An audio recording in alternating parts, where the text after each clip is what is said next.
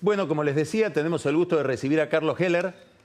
En esa presentación que usted vio recién, debajo de Carlos Heller, además de dirigente político, que es bastante obvio, dice técnico mecánico. Sí. ¿Cómo se explica? Bueno, sí, sencillamente porque soy hijo de una familia de mecánicos. Mi viejo era mecánico de autos y yo estudié el secundario en la escuela industrial, en el partido de San Martín, en el colegio Emilio Amitre. Me recibí de técnico mecánico, comencé a estudiar ingeniería, empecé a trabajar porque necesitaba trabajar. Empecé a trabajar en una empresa en la que trabajaba a turnos rotativos, no me servía para estudiar, seguí buscando, conseguí trabajo en otra empresa, autopartista. Al mes de estar trabajando vino una de las crisis cíclicas del sector automotor, estoy hablando de fines del año 1962, y esa empresa decidió despedir gente, hizo 3 listas, los más jóvenes, los de menor antigüedad y los solteros, y yo entraba en las 3. Estaba en las 3. Así que me quedé sin trabajo. Por ese entonces mi padre, junto con otros vecinos del barrio de Florida, donde yo vivía, estaba trabajando en la conformación de una cooperativa de crédito, una caja de crédito cooperativa, y se abría al poco tiempo, y más por iniciativa de los demás, porque la verdad que ni mi padre ni mi madre querían que yo aceptara, me ofrecieron entrar a trabajar de cajero en esa caja de crédito, y yo acepté porque me casaba al poco tiempo y no quería cambiar esos planes. Y bueno, acepté con una condición, siempre lo cuento así, de que lo hacía hasta que consiguiera trabajo de lo mío. Y como estaba lo mío medio difícil, no conseguí hasta ahora y acá estoy. Bueno, talleres mecánicos acá tienen. Claro. Se dio después, era un momento de gran crecimiento, Carlos, habría que historiarlo, ¿no? En ese momento se abrían cajas de crédito de una manera notable. Los vecinos, los pequeños y medianos empresarios, no atendidos por la banca tradicional, se organizaban y eso era contagioso, digamos, se iba extendiendo. Así que aquel principiante que no sabía nada, a los 6 meses fue propuesto para ir a otra caja de crédito ya como responsable contable, y 3 o 4 meses después, es decir, al año de haber empezado, con mucha audacia de algunos, me propusieron que vaya como gerente de una caja de crédito que se abría en Villa Maipú, San Martín, a donde empecé a trabajar como gerente en febrero del 1964, es decir, que tenía 23 años recién cumplidos. Con esa experiencia que arranca tan atrás, y después de estar, ¿cuántos años al frente de Credit Corp? Toda la vida, porque me tocó liderar el proyecto Credit Corp desde que empezó. ¿Cómo ve el tema económico hoy? Sobre todo, vamos a empezar de lo micro a lo macro. Las medidas de hoy, el tema del tipo de cambio, ¿esto va a un colapso? ¿Va a haber una corrida cambiaria bancaria? ¿No es para tanto?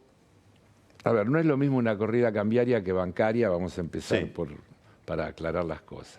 Bancaria digo por el hecho de que la gente vaya a buscar los pesos para comprar los dólares, ¿no? Claro, pero lo que pasa es que si la gente fuera hipotéticamente a buscar los pesos, el Banco Central no tendría ningún problema en darle los pesos. Cuando hubo una corrida que terminó en el corralito, el sistema financiero estaba dolarizado y el país no tenía reservas, y entonces cuando la gente fue a buscar los dólares no había dólares para entregar. Más, las provincias habían emitido cada una moneda, había patacones, federales, bocones, qué sé yo, todas las cosas que había, porque si no, no le podían pagar el sueldo a los empleados públicos de las provincias. La convertibilidad hacía que no se podía emitir, no había reserva, no se podía emitir, muy bien. Hoy la Argentina tiene 70 y tantos mil millones de dólares de reserva y un sistema financiero que debe tener 70 y pico por ciento, 70% para decir los números redondos en pesos. Por lo tanto, si pasara eso, lo que habría es una emisión de pesos, pero no otra cosa. El tema es si hay dólares para atender toda esa demanda. De hecho, la política que el gobierno o el Banco Central instrumenta está explicitada así, una política monetaria sumamente restrictiva, es decir, tratar de que no haya pesos disponibles para comprar como dólares, para ir a comprar dólares. Entonces, lo explicó la última vez el presidente del Banco Central. Dijo, nosotros no financiamos más al Tesoro, por lo tanto no tenemos que emitir para financiar. Tampoco vamos a intervenir por debajo de la banda, es decir, por lo tanto tampoco tenemos que emitir pesos para salir a comprar dólares, por lo tanto no tenemos ninguna necesidad de emisión, así que de acá a fin de año no se va a emitir nada, con la idea de que, por lo menos el planteo teórico, si no hay nada de emisión y hay una inflación del 3, 4, 3,5, 4,5, pongámosle el número que querramos, efectivamente hay una restricción monetaria sumamente fuerte, que es la apuesta que viene haciendo el gobierno y el Banco Central desde hace mucho tiempo con diversos instrumentos. Primero fueron las metas de inflación, después la recalibración de las metas de inflación, después esta historia de las bandas, después la banda con tope, que es una cosa bastante original, y ahora, en realidad, bandas donde se puede intervenir adentro. Es decir, de hecho, lo que hicieron es derogar la banda. Acá hay varios fenómenos. El primero es yo diría, flexibilidad que tienen los principios del Fondo Monetario Internacional, porque aquel tema que usted explicaba perfectamente bien de la libre flotación, aquí ha sido drásticamente abandonado. A mí me llaman la atención varias cosas al respecto que las digo de paso. Primero que el Fondo Monetario, por un tuit, comunicó que estaba de acuerdo con las medidas, ya me parece demasiado superficial, posmoderno, ¿no? No hubo ni un comunicado ni una declaración. Segundo, o tal vez tendría que decir primero, a mí personalmente me molesta bastante que ya sea tan explícito el grado de subordinación que la Argentina tiene, que no puede tomar ninguna resolución, y eso está absolutamente claro, sin que el Fondo Monetario lo autorice. Es decir que... Ahora, a ver, sí. le quiero hacer dos preguntas respecto de esto. Respecto de la inflación, primero y de todo el problema económico. ¿Cuánto usted cree que es culpa de la herencia recibida y cuántos son errores de Macri? ¿Cuánto derecho tiene Macri a decir a mí me dejaron descalabro que no se notaba todo lo que yo le tendría que preguntar, dígame usted una sola cosa que después del 10 de diciembre del 2015 hoy está mejor que antes, un indicador económico, un rubro en el que mejoró, porque yo le puedo hacer la cuenta de todos los que yo veo que empeoraron. El país se endeudó, no estaba endeudado, estaba en un proceso de desendeudamiento muy grande. La inflación reconocida, yo tengo por ahí una foto de Patricia Bullrich con la inflación de octubre del 2015, 1 punto no sé cuánto, la famosa inflación del Congreso, y abajo decía acumulada del año creo que 23. Bueno, ellos le podrían decir con atraso tarifario, con un dólar muy atrasado. Discutamos, porque si es atraso tarifario o administración de las tarifas, porque ahí entramos en un tema muy de fondo, que es de modelo económico. Yo trato de contestarle la pregunta en el orden que usted me la hizo. Y entonces en ese orden le digo, la Argentina tiene más inflación que antes, más desempleo que antes, más pobreza que antes, más deuda que antes. No hay ningún indicador de los que en serio miden el resultado de una economía para decir que esto mejoró o que, en definitiva... No, yo no le pregunté si había mejorado, pero sino si esto cuánto de este problema tiene que ver con lo que heredó. Es que lo que heredó... Después vemos si lo mejoró o lo empeoró. Bien, de acuerdo. Yo creo que no tiene que ver con lo que heredó, porque lo que heredó eran políticas totalmente distintas. El tipo de cambio era administrado. Es decir, había tarifas de servicios públicos administrados. Yo me niego a usar cepo y voy a decir por qué. Yo creo que el uso de la terminología... tiene mucho, la lingüística juega un papel muy grande en la política y en todas las cosas. Entonces, mire, cuando usted en vez de decir dólar negro, dice dólar blue, lo embellezco. No, claro. El azul es el color de la libertad y el negro es el color de lo ilegal. Cuando usted dice cepo a la administración de las divisas, usted está hablando de un instrumento de tortura. ¿Qué diríamos? ¿Restricciones? Administración de un recurso escaso. La Argentina históricamente tiene un problema de escasez de dólares Y los países en vía de desarrollo que quieren avanzar en procesos de industrialización tienen siempre esa misma cuestión. Yo leí Pero ahora- había mucha escasez de dólares, digamos. Ya estaba afectando la industria, no se podían importar insumos, etcétera, etcétera.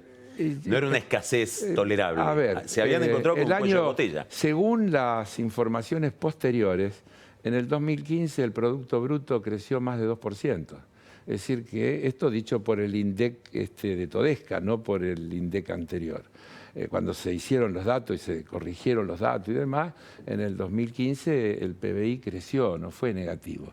Entonces yo no digo que Hay era... que ver en qué momento del 2015 Sí, pegó la vuelta. Yo ¿no? yo digo que no era ni un lecho de rosas, ni una cosa perfecta ni maravillosa. Lo que digo es que todo lo que había se empeoró. Eso es lo que yo estoy diciendo. Mire, Pero la pregunta por lo que había tiene que ver con el otro tema, que es ¿cuánto habrá de corrección de eso? Supongamos que Cristina vuelve al poder. sí, ¿Volvería con las mismas ideas? habría que preguntárselo a Cristina. No, lo que usted supone, digamos. Yo le puedo decir... ¿Y qué hace con...? Usted dice, no puede ser que estemos tan sometidos a un organismo externo, Obvio, claro. intervenidos por el Sí. fondo. ¿Cómo se maneja un gobierno que parte de esa premisa de que no hay que tener ese nivel de intervención cuando el fondo hoy es la única fuente de financiamiento? Bueno, a ver, hay varias cuestiones. Podríamos hablar horas y yo sé que no tengo horas para hablar. Así que ya lo estoy comprometiendo para que me invite de vuelta. Sí, por supuesto. Sí. Vuelvo a repetir, en cualquier situación, uno cuando tiene algo escaso lo administra. Y nosotros tenemos una limitación. La Reserva Federal ha sido habilitada para emitir dólares. Los argentinos no tenemos esa condición. Los dólares nos vienen o del intercambio comercial superavitario o de los préstamos, porque muchas otras, o de las inversiones. Está claro, ya a esta altura, que en un país que tiene 50% de capacidad instalada ociosa, o para decirlo en números redondos, inversiones productivas es muy difícil que vengan, ¿no es cierto? Porque los empresarios invierten con la idea que van a ganar plata y nadie pondría una máquina al lado de una máquina parada. Correcto. La segunda cuestión es que hay que entender que una economía se mueve, más allá de cualquier discurso, con motores. Hay dos grandes motores, uno es el de la exportación y otro es el mercado interno. La exportación en la Argentina, en el mejor de los casos, es un 20%, 25% del PBI. El resto es mercado interno. Y el mercado interno es capacidad de demanda de la población. Capacidad de demanda es plata en el bolsillo. Es decir, si yo gano más de lo que necesito para cubrir mis gastos imprescindibles, compro otras cosas, compro bienes intermedios, si puedo compro algún bien más grande que intermedio, me meto en un crédito, etcétera, etcétera. Entonces usted le tiene que poner plata a la gente para que le alcance para todo eso. Ahora, el problema es que esas cosas que compro, dado el sistema, los productos Es que que se hay que ofrecen, hacer otra política. implican dólares. Hay que Digamos, hacer- compro cosas que están pero- hechas de dólares. No, compro no. autos que están hechos de dólares, Bueno. electrodomésticos que están hechos de dólares. No, Es decir, por algún la lado Argentina- necesito los dólares. Usted necesita dólares. Aún pero- para el consumo. Espere, sí. Pero la Argentina importa muchísimas cosas que puede producir y que produjo y que está en condiciones de producir. A mí me gusta a veces decirlo con metáforas o ejemplos, ¿no? Yo en la época, me acuerdo de los 90, le decía a alguna gente cuando discutía, ¿vos creés que vas a tener que ir al analista si tenés que usar un traje hecho con un casimir argentino y no podés usarlo con un casimir inglés? O si en vez de consumir queso brie tenés que consumir algún queso hecho, son buenísimos los quesos argentinos. Es decir, la Argentina es un país que tiene un desarrollo productivo bastante aceptable y que los argentinos podríamos aceptar que en la mayoría de las cosas tendríamos posibilidad de consumir mucho más producción local, con lo cual generaríamos un círculo virtuoso.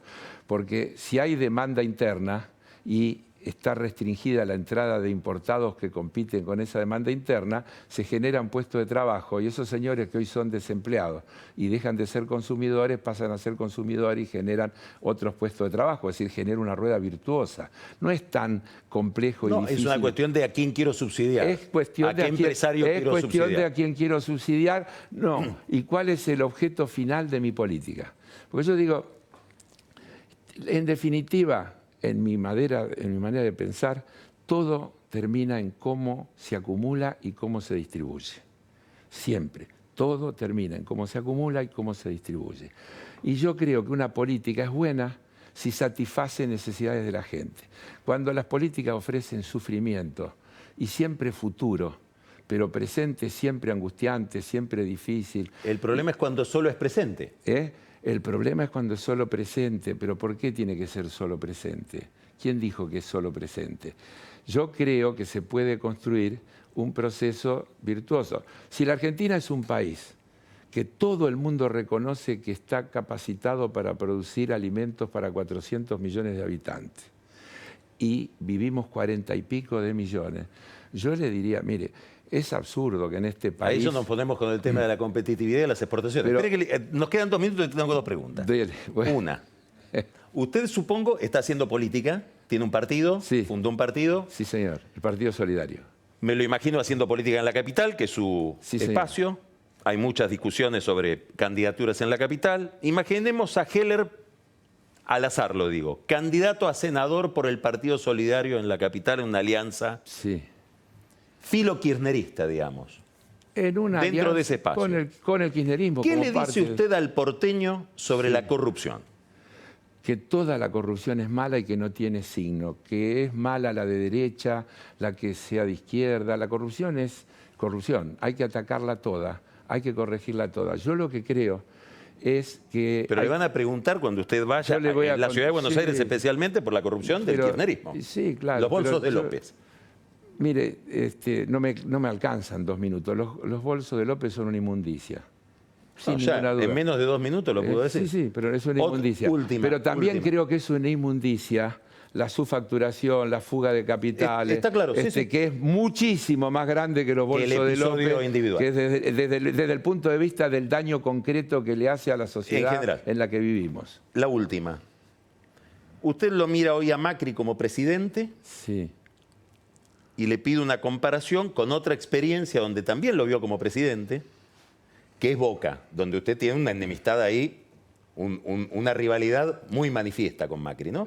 Le voy a contar una cosa, en 1 minuto. Sí. Macri, cuando se quiso meter en la política de Boca, vino a verme a mi oficina y me pidió que yo lo convenza a Antonio Alegre que le deje el lugar porque él quería ser candidato de la lista nuestra y que yo fuera su vicepresidente. No tengo Era como Perotti. No tengo cómo probarlo. Yo le ofrecí que se integre como vocal y que nos muestre que él era el mejor de todos y en un tiempo sea presidente. Y más o menos me dijo, te agradezco mucho, es muy generoso tu ofrecimiento, pero yo he sido preparado para ser número 1 en todo lo que hago. Carlos Heller, vamos a ver si se me da el pronóstico y es candidato a algo. Bueno, o no? Ojalá, sí, yo voy a tratar de hacer todo lo posible.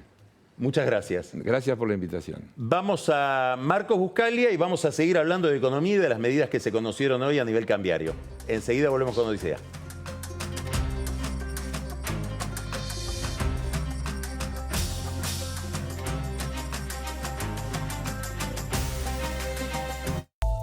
Ya vuelve Odisea Argentina.